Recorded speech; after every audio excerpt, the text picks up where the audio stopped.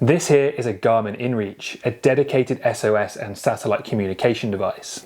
This is an iPhone, and in recent models, Apple has given users the ability to make SOS calls via satellite. And in the upcoming release of iOS 18, users will also be able to do messages via satellite as well. So that begs the question that in 2024, is it still worth owning one of these when you probably already own one of these?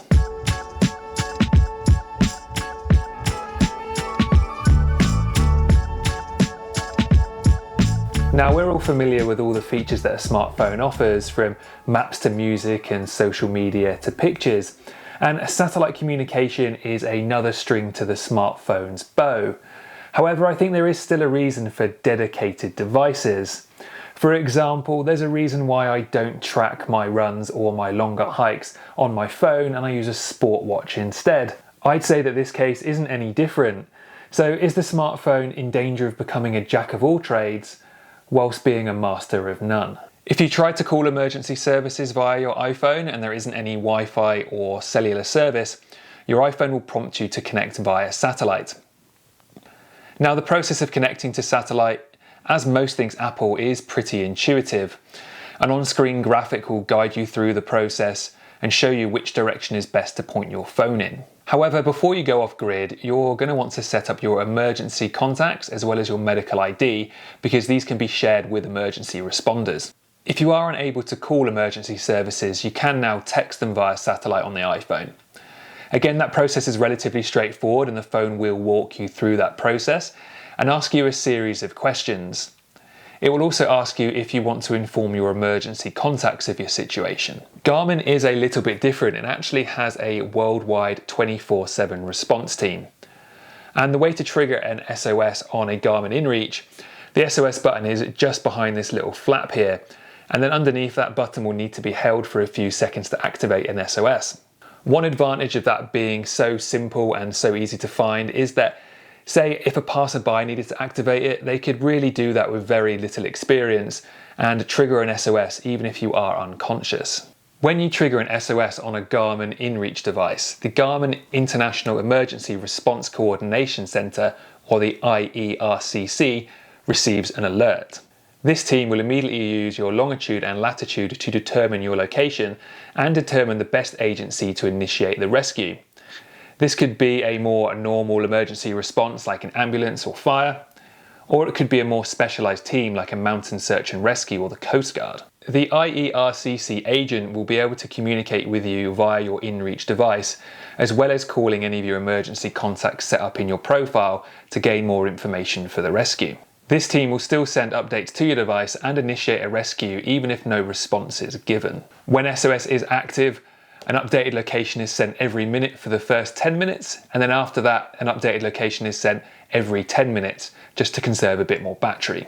To be honest, it is a little bit difficult to tell 100% how an Apple SOS function would play out in real life. An article in Mountain Life magazine describes a rescue of 2 climbers in BC in Canada.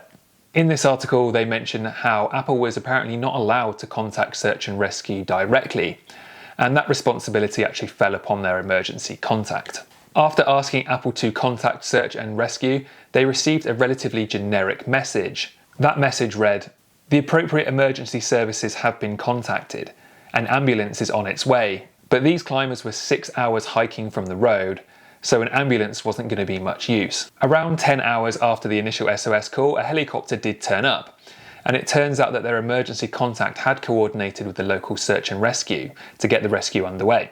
Apple staff later mentioned to the climbers that their emergency contact would have received those messages earlier if they were using an iPhone, but he had an Android. Now, that article was from the start of the year, and I know Apple are striving to make a lot of improvements and investing a lot of money into their SOS system. However, in this more remote extreme example, I really do think that a Garmin Inreach would have been the better choice and done the job better and quicker. But of course it was better than nothing, and the device you have on you is of course the best one at the time. Two-way messaging is available during SOS calls on both systems, so you can communicate with your dispatcher. However, two-way messaging outside of that used to be a feature only available to the Garmin Inreach. But with the upcoming updates in iOS 18, two-way messaging via satellite to friends and family is coming to the iPhone as well. Once connected to satellite, messaging on the iPhone looks the same as usual. Use the messaging app to send messages, receive messages, send emojis and even tapbacks, just like you normally would.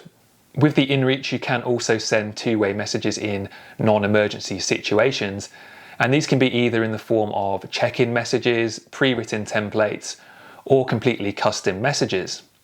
And these can be sent directly on the device itself or by using the app. Obviously, this is much easier in the app, but for that, you need a phone. So it is still a great option to be able to send, receive and write messages directly on the device itself, because inevitably your phone will probably run out of battery at some point. With check-ins and messages on the Inreach, it will automatically share your location with the recipient as well. And this is the case if sent directly to another Inreach, via the Garmin Messenger app, via SMS, or even a link sent to you via email. Anyone who clicks on those links will be shown a map of your exact location at the time the message was sent.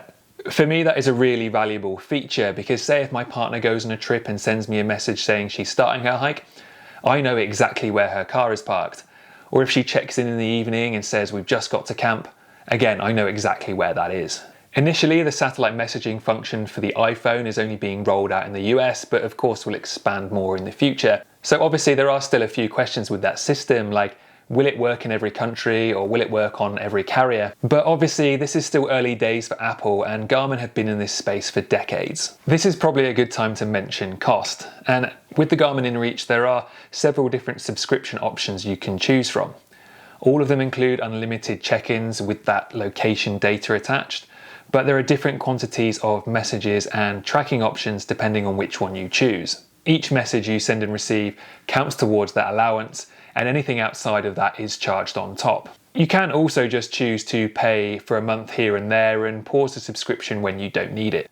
Bear in mind you do also need an active subscription for that SOS function to work. As for Apple's version of the SOS function, that is kind of currently free, but I say free because of course you have to buy an iPhone and one of the newer ones, which could be 2 or 3 times the cost of an Inreach. And you also have to have an active phone plan, and the prices of those can obviously vary pretty wildly. At the moment, the SOS satellite feature is free for the first 2 years from activation of your iPhone 14 or 15, but after that, it's unclear if that will cost any money or what cost will be involved. And as of yet, there is no pricing on the satellite messaging, which you might use to contact friends and family when in remote areas. So who's to say if there is a cost or not on top of your usual contract?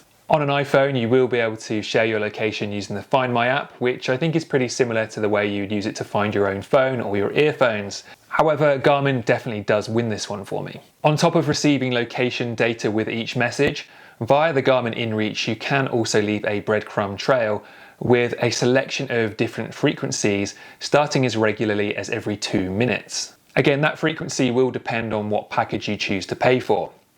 But what this will do is it will give you a link to a map that you can send to whoever you like, and they'll be able to go online, click that link and actually track your progress and see that trail being dropped as you move. This is pretty vital and could save your life. In a lot of emergency situations, you're not going to be in a position where you can physically activate your own SOS call, especially if you are traveling on your own. So with the breadcrumb tracking, it means that someone else can be monitoring your trip, and if they see you haven't moved for several hours or you're not replying to messages, they have a location that they can send search and rescue to and can initiate that rescue without you having to trigger the SOS button yourself. You can also use the tracking feature to mark waypoints and track back to, say, your start point, your waypoints, or from where you sent your last message, which can be super useful if you happen to get lost. You can do this directly on the device, or you can use it in conjunction with the Garmin Explore app and get a much more detailed topo map on there as well. As for connectivity, the iPhone uses the Globalstar satellite communication system, whilst the Inreach here uses the Iridium network. Now, the Globalstar system does have a bit of a reputation for maybe not being as accurate or as good as the Iridium network, and maybe there is a little bit of truth in that. The Iridium network does currently have quite a few more satellites in orbit. A higher number of satellites paired with this beefier omnidirectional antenna should mean that the Garmin Inreach does get better coverage. But without being able to test that iPhone satellite messaging system before iOS 18's release, We have to kind of say that only time will tell. One thing to note is that both devices actually need a clear view of the sky to get good signal. Now the Garmin Inreach here is designed to be clipped onto the outside of a pack, giving it a pretty clear view at most times. Obviously, phones do tend to be kept in your pocket, and if that is where you're keeping your phone, it's not going to get that clear view. So if you're expecting replies to some of those satellite messages, most likely they aren't actually going to get through. As per Apple's website, currently SOS satellite communication on the iPhone is only available in certain countries. Those countries are Australia, New Zealand, parts of Europe, Japan, and the US. That's about 18 countries in total. Initially, satellite messaging outside of SOS communication is only going to be launched in the US, but obviously will expand over time. The Garmin Inreach is a more mature system and all of those functions work globally, with the exception of a couple of embargoed countries that don't allow US satellite communication devices, but that list is pretty small. Now, this is another plus for the Inreach and could be crucial in an emergency situation. And according to Garmin, the Inreach has 14 days of battery life using a 10-minute tracking and up to 30 days when you're using a 30-minute tracking. When in comparison, you'd probably be pretty lucky to get a full day out of an iPhone, especially when using that same phone for pictures or music or mapping apps or any other apps that of course do use up battery life.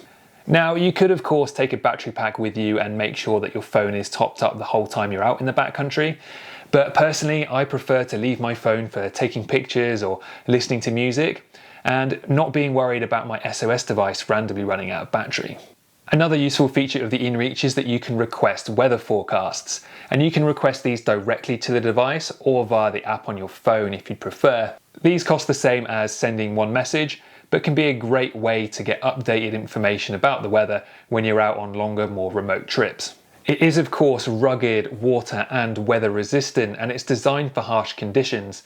You can leave this exposed to the elements, sat on the outside of your bag, exposed to rain, snow and sun with no issues at all, and it will also survive multiple drops. Now, I know most modern day phones have some kind of waterproof or weather resistance built into them too, but I know I'm not leaving my shiny new iPhone out in the elements all day if I don't need to.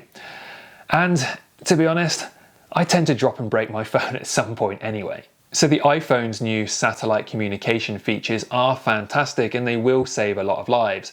And in all honesty, that's probably the device that most people are going to have on them when they do get into trouble. If you do already own an iPhone 14 and above and it has those satellite features, then I think it would be a great option to take with you on, say, shorter day hikes or shorter adventures, and could also be a great backup option. However, if you're out on your own, going for overnight longer trips in more remote places, I really do think having a dedicated satellite communication device with an SOS function that you can really rely on really makes a lot of sense. Now obviously the iPhone has a lot of features and can do a lot more, but the Garmin Inreach does one thing really well, and that one thing might very well save your life. As with anything adventure-based or any gear, if you want to know more information or get your hands on one, pop into a Wild Earth store and speak to the guys there and they will be happy to help you out.